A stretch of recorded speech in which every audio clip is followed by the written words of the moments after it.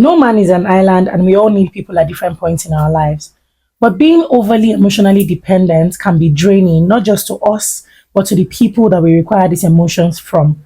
And that's why sometimes we don't even know how to stop this and we come off as toxic. So today I'm here to help us with tips on how to stop being emotionally dependent on people.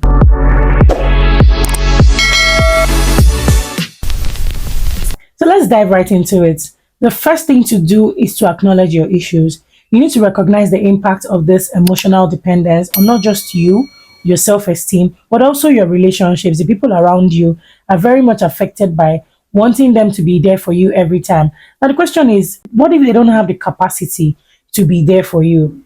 You feel bad, they feel bad, everything just revolves round and round, and it becomes like a toxic pattern that you don't want for yourself. So, being there, done that, I will tell you that the first thing to do is to actually acknowledge that you have a problem of emotional dependency and you need to work on it. The next thing to do is to develop self-awareness. You need to identify your emotional triggers. Now, wanting people around you or getting a support system is not a problem. But when you constantly require that emotional validation, then there's a problem. So you need to understand the situations that get you to that point where you're triggered and you want this constant validation or you want this emotional support every time from people. You need to understand those moments and when it comes so that you can easily tackle. So the third thing you want to do is to build self-esteem.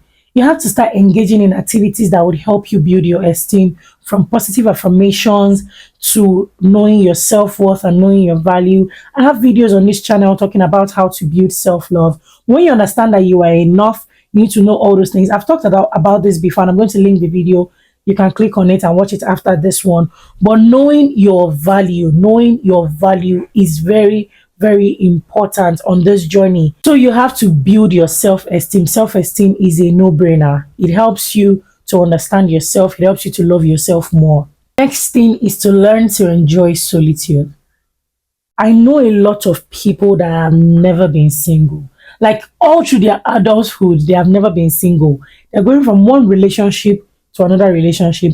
They move the moment that relationship is ending, the next AK market day, they must look for another man or woman to date. Those kind of people are overly emotionally dependent on anybody. Just the moment you go into their lives, there's a problem because they will drain you. So you need to, if you know that you are one of those people that have never been single and you don't even understand what it means to be single, you've not discovered yourself, you've not discovered the things that you enjoy doing outside a relationship, then maybe you're not functioning in the best version of yourself in a relationship. Because what do you even know about yourself? What are the things you like to do outside your partner? Do you have any experience of self without validation from anybody or without being in a relationship? Do you? If you don't, then there's a problem. So you need to enjoy solitude. There are a lot of things that you can do by yourself. There are a lot of hobbies that you will discover from just spending time alone and giving time to yourself. It's very important to enjoy solitude. The next thing you want to do is to set boundaries. You need to learn to say no. Emotional independency is very difficult, and learning to say no, sometimes even when, because you're new on this journey, even when they offer you support on something that you know you can do by yourself, you can actually say no. So you don't have to, because people are offering to help you and be there for you every time. Sometimes you can deal with things on your own, and doesn't mean that you are not okay. But striking a balance between needing support and handling things on your own is the best thing that can happen to you, because some things are better left to be dealt alone. Like just deal with it by yourself, deal with it alone, rather than calling the whole community to come and help you. Everybody has their own issues. People have things they are dealing with. Sometimes when it gets overwhelming, yes, you can use their support, you can use their love, but there are still boundaries. You need to just understand that lean on me, no be press me die. That I say come and lean on my shoulder does not mean that you remove the shoulder and take it to your house. Do you understand? So you need to be emotionally independent so that when emotions come from other people, you're seeing it as an extra advantage. You're seeing it as they're adding something onto you, not like they're giving you everything because you lack it. You must build your own emotions to the point where other people's emotions is just an addition.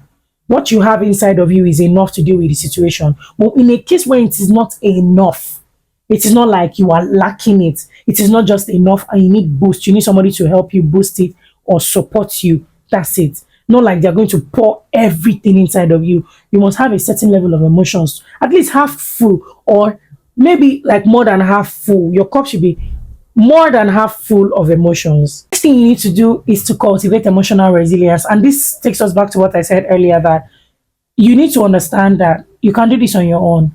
Emotional resilience is important. Some things, if you can deal with it by yourself, just deal with it. But if you need help, then you can now extend.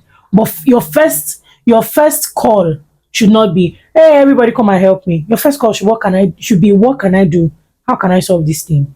Okay, where do I start? How am I doing this? The moment you're able to put yourself first and say, okay, how can I? So that when people come to help you, they'll ask you, what have you done? Do you understand? So that emotional resilience, you must cultivate it. You must cultivate that. That resilience will consistent emotional resilience or consistent show of emotional resilience would put you in a strong place when it comes to emotional independence. Next thing you want to do, this one is very special and important to me. Nurture healthy relationships. Make sure that whatever relationship you find yourself in is not an over reliant one, it is one that is interdependent. I need you, you need me. Don't be a burden to your friends.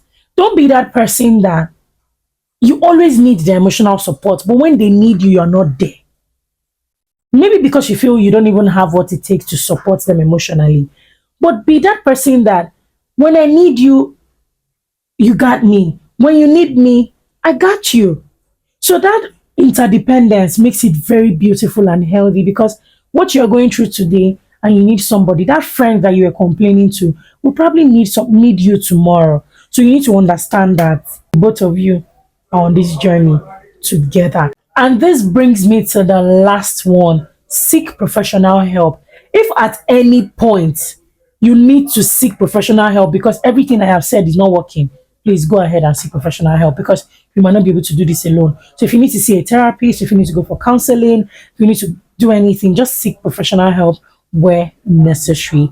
I hope that these tips would help you to be a better person and help you to be interdependent with your friends and not overly reliant on them, and just help you to stop this toxic trait of being overly emotionally dependent on people. Until I come your way next time, please do not forget to subscribe to this channel. My name is Jenny Ukpai. I love you. Bye.